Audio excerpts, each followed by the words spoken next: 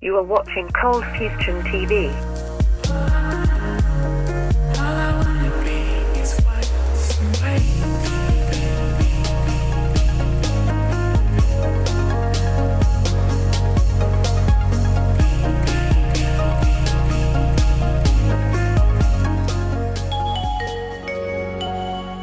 Nokia.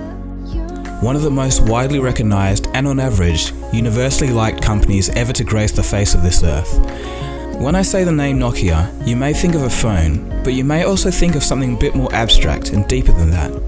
It may remind you of brighter times or fond memories. My very first phone was a Nokia, and this may be the case for many of you guys. Nokia was a company that could do no wrong, until, of course, they eventually did. So what's the story behind this company? And how could a company so successful, so influential, and so pioneering slip between the cracks to become a shell of what it once was, before eventually evaporating into the shadow of Microsoft? The lessons learned from Nokia could teach us something important. Let's begin. Nokia's history dates back to 1865, when a mining engineer, Frederick Idestam, set up his first wood pulp mill in southern Finland. A few years later, he opened a second mill on the banks of the Nokian Vircha River. This river inspired him to name his company Nokia. And I think that's kind of interesting, because he would have no idea how widely recognized this name would become. Soon, Nokia expanded into other industries, such as rubber, cables, tires, TVs, boots, and more. So it's safe to say that the early Nokia was a completely different company to the one that we know and love. With that in mind, let's move on to when Nokia became the Nokia that we actually know today. We'll pick up the story in the 1960s. At this time, there was a great deal going on in the world. Social, political, and new ways of thinking were gaining momentum in diverse places. But overshadowing all of this was something particularly ominous: the Cold War. In the mid to late 1960s, the conflict wasn't so ice cold, and nuclear war was actually a possibility. The communist superpower, the USSR, was testing their bombs, and the steadfast capitalist USA was testing their bombs. Both of these parties were testing with increasing ferocity. These tensions made the whole world nervous. The tensions were felt even in the rather neutral country of Finland, and they were taking action.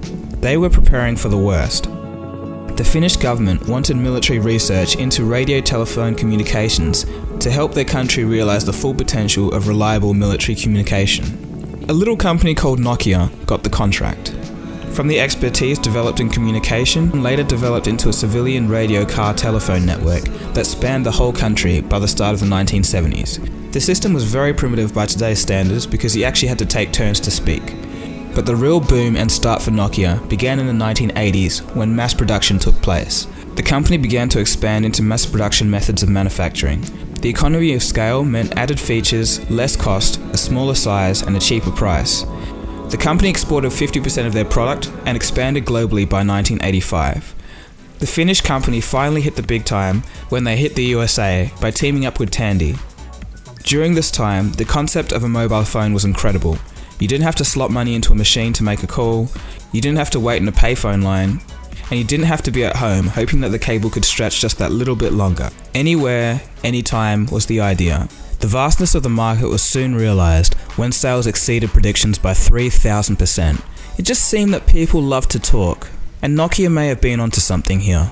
It's said that the secret to Nokia's success in the late 1980s was their ability to tailor to different markets in the mobile industry while keeping their efforts going in various other industries. In 1987, Nokia created the Mobile Cityman. It was the first Nokia phone to make major news headlines due to the fact that Mikhail Gorbachev, the leader of the Soviet Union at the time, was spotted using the phone during press conferences. The slogan for the Cityman was "Straight connection for those of you who need independence." But it wasn't all smooth sailing, and in 1988 to 1989, Nokia found itself in a crisis. You see, at this time, the Soviet Union collapsed, and there was a major recession in Europe, so the demand for Nokia's diverse slate of products seemed to dry up overnight.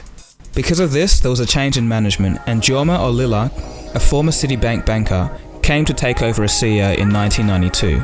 As a banker, Jorma knew a thing or two about management.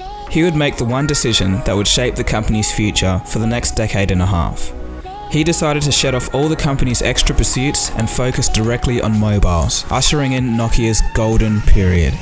the 1990s. This is the decade that Nokia truly left everyone else in the dust. They were the undisputed champions of one of the fastest growing industries in history. And with that being said, that's where we're going to leave part 1 of the series. Thanks so much for watching, guys, and if you're interested in more videos like this, or you want to see the rest of the series, don't forget to subscribe, and maybe leave a comment saying what your first Nokia phone was. Anyway, this has been Dagogo, thanks for watching Cold Fusion, and I'll see you again soon for the next video. Cheers guys, have a good one. Cold Fusion. It's new thinking.